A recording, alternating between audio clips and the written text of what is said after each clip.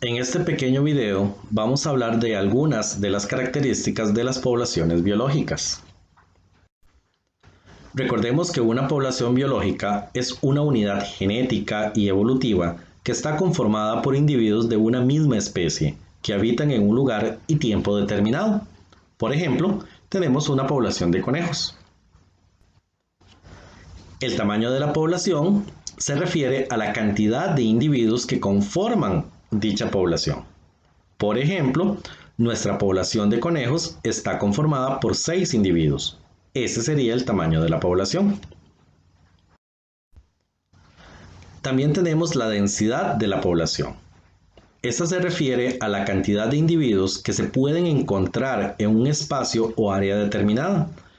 Por lo general, ese espacio se va a medir en metros cuadrados o kilómetros cuadrados.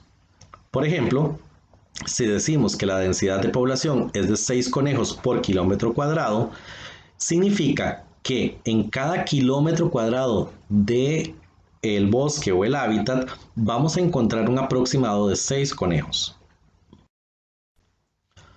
Luego tenemos la natalidad, que es un factor muy importante en las poblaciones y se refiere a la aparición de nuevos individuos en la población, ya sea por nacimiento en el caso de los animales, por germinación en el caso de las plantas y sus semillas, o en el caso de los organismos unicelulares como las bacterias que se reproducen por división. La natalidad es un factor que va a aumentar el tamaño de las poblaciones. Entonces tenemos una pareja de conejos que, gracias a la reproducción, va a aumentar el tamaño de la población. Por el contrario, tenemos la mortalidad, que se refiere a las desapariciones por muerte de los individuos de una población. La mortalidad es un factor que disminuye el tamaño de las poblaciones y los individuos pueden morir por diversos factores o causas. Por ejemplo, las enfermedades, la falta de alimento, la depredación por parte de otros individuos o la acción humana. En este caso podemos hablar de la cacería o de la destrucción del ambiente como la contaminación o la deforestación. Un fenómeno muy importante son las migraciones, el cual es un proceso donde los individuos de una población o toda la población completa se desplazan de un ecosistema a otro. La migración se lleva a cabo para buscar alimento, buscar sitios de anidación y reproducción, así como por los cambios en las estaciones, entre otros factores. Dentro de las migraciones tenemos el proceso llamado inmigración, el cual consiste en la llegada de nuevos individuos a una población. En este caso, el tamaño de la población aumenta. Y también está la emigración, que sería el proceso contrario, es la salida de individuos de una población. En este caso, el tamaño de la población va a disminuir. Luego tenemos un concepto importante, que es el potencial biótico. Este se define como la máxima capacidad de reproducción de una población en condiciones óptimas, es decir, si todas las hembras de una población pudieran reproducirse en un ambiente adecuado que permita a las crías sobrevivir. Y existen dos tipos de reproducción. Está el tipo de reproducción pródiga, que consiste en producir una gran cantidad de descendientes o crías en un periodo corto de tiempo, pero gran parte de ellos no sobreviven para llegar a ser adultos. Ejemplos de este tipo de reproducción se da muy frecuentemente en los insectos como las moscas o los zancudos.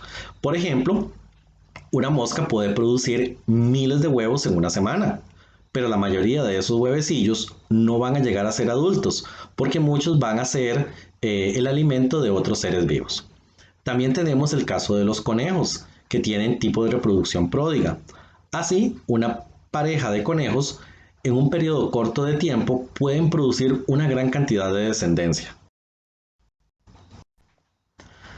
También está la estrategia de reproducción prudente, la cual produce pocos descendientes o crías, los cuales van a tener una alta probabilidad de sobrevivir hasta ser adultos. Ejemplos de seres vivos que tengan este tipo de reproducción somos nosotros, los humanos y los elefantes. La resistencia ambiental es un factor muy importante en las poblaciones y se refiere a la influencia de todos los factores ambientales o del ambiente que evitan que una población crezca demasiado. La resistencia ambiental está determinada por ciertos factores. Entre ellos podemos decir que está la falta de espacio, las enfermedades que pueden atacar a los individuos de las poblaciones, la falta de alimento y la depredación. También tenemos el concepto de capacidad de carga ambiental. Esta es la cantidad máxima de individuos de una población que el ecosistema puede mantener de manera exitosa y por un largo periodo de tiempo, tomando en cuenta la disponibilidad de alimento, refugio y agua. Es decir, es la cantidad máxima de individuos que un ecosistema puede mantener de forma exitosa. Acá tenemos una gráfica donde la línea roja representa la capacidad de carga del ambiente y tenemos una pequeña población de conejos, la cual va a crecer hasta llegar a la capacidad de carga ambiental, es decir, la cantidad máxima de individuos que el ambiente puede soportar, dándoles alimento, refugio, agua, etc. Existe en las poblaciones lo que se conoce como un patrón de crecimiento exponencial. El crecimiento en el número de individuos aumenta al mismo tiempo que la población se hace más grande. Es un crecimiento muy rápido y provoca que algunos recursos como el alimento y el agua se agoten con rapidez. En este tipo de crecimiento de la población no existe la resistencia ambiental o es muy reducida.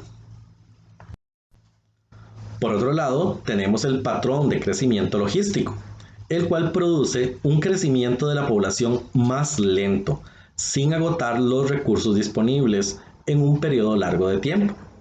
En este tipo de crecimiento, la resistencia ambiental sí juega un papel muy importante.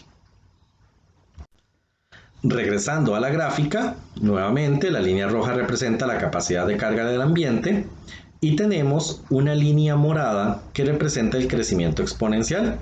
Entonces, una pareja de conejos puede crecer de forma muy rápida y alcanzar la capacidad de carga muy corto de tiempo, agotando los recursos disponibles como el alimento y el agua. Pero, si la resistencia ambiental está presente, entonces se produce un crecimiento logístico de la población, que está representada con la línea verde. En este caso, la población de conejos de igual forma va a llegar a la capacidad de carga, solamente que lo va a hacer de una forma más lenta y en un periodo de tiempo mucho más largo, haciendo que los recursos no se vayan a agotar. Y muchas gracias por su atención.